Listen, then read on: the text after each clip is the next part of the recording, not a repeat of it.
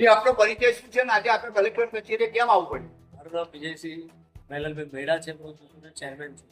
Collector કચેરી એટલા માટે આવવું પડ્યું કે પશુપાલકોના હિતમાં અમારે જે આવેદનપત્ર આપવાનું હતું કે જે મંડળીનું ઓડિટ દ્વારા મંડળી કરી હતી, કારણ કે જે લોકોને લોકશાહીની અંદર અધિકાર છે કે ગમે તે મંડળી ગમે ત્યારે ઉભી રહી શકે ચૂંટણીની અંદર, પણ આ લોકો અમારો અધિકાર, અમારી જે કોઈ પણ મને અધિકાર છીનવી લેવા માંગે, એમની સામે હરીફ ઉમેદવાર હોય એને પાછો પાડવા માટે લોકો કોઈ પણ રીતના દ વર્કર દે, ક વર્કર દે, આવી રીતે મંડળીને કાઢી નાખવાનું પ્લાનિંગ હતું. એટલે મેં આણંદ, મહીસાગર અને ખેડા જિલ્લાના તમામ દૂધ મંડળ ચેરમેનો, સભાસદો બધા લોકોએ થઈ અને આવેદનપત્ર કલેક્ટર સાહેબશ્રીને તથા એમડી સાહેબને અમે આપી દીધા. આ અમૂલની અંદર જે ભ્રષ્ટાચાર ચાલી રહ્યો છે, અમૂલની અંદર કેટલાક પશુપાલકોના સંતાનોને લેવામાં નથી આવતા, શું કહેતો ચેરમેન તરીકે? આ જે ભ્રષ્ટાચાર ચાલી રહ્યો છે એ અમારી જાણ મુજબ બધા રૂપિયા લે છે, બહારની ભરતી પણ કરી દેવામાં આવે છે, જાણવા મળે છે. અને જે જમીન ગોપન જે વીરપુર ખાતે જે 4-5 લાખ રૂપિયા લમસમ મળતી છે વીઘું, એની જગ્યાએ આ લોકો 1 ગુંઠાના 4-4 લાખ રૂપિયા ગુંઠે કંઈક રાખી, એવું અમારી જાણ મુજબ આવ્યું છે. એ મુસાફર તો ભ્રષ્ટાચાર છે અને એ જ રૂપિયા અમારી સામે અત્યારે અમારા ચેરમેનને કરી પટાઈ પોસાઈ ફરી કોઈ એમ કેમ પ્રકારે સત્તા લેવા માટે કરે છે.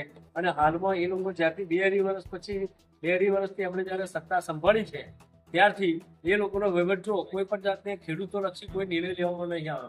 અત્યાર સુધી જે ચેરમેન સાહેબે જેટલી પ્રોડક્ટ બનાવી વિપુલભાઈ એમણે અને જેટલી લોન્ચ કરી છે એની અંદર એક પણ પ્રોડક્ટ મારી ગણતરી સફળ થઈ નથી.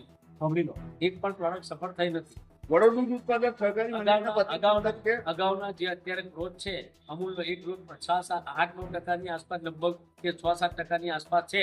એ પણ આ લોકો અમને જાણ નથી કરતા. અગાઉના ચેરમેન વખત 13-14% ગ્રોથ હતો, એ ગ્રોથ નીચે ગયો. એ ગ્રોથની વાત ખેડૂતો નહીં કરતા, બીજી બધી લાઈન પર લઈ લીધા અને અમૂલને પાયમાલ કરવાની વાત કરી છે. અમૂલમાં ઘણી બધી લોન લીધી, લોન જરૂર નથી છતાં બી લોન લીધી અને એ લોનનો કોઈ પણ હિસાબ આપ્યો નહીં. અમે સામાન્ય સભામાં પણ પ્રશ્નો પૂછ્યા હતા, એક પણ પ્રશ્નનો જવાબ અમારો આપ્યો નથી. આજે અમૂલના ચેરમેન શ્રી દ્વારા કે ડિરેક્ટરોને આપણે મુલાકાત આપને આપી કે કેમ?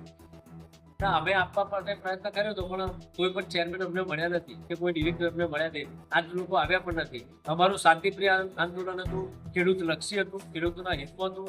અમારા ગામના તમામ લોકો અમારી પડખે છે.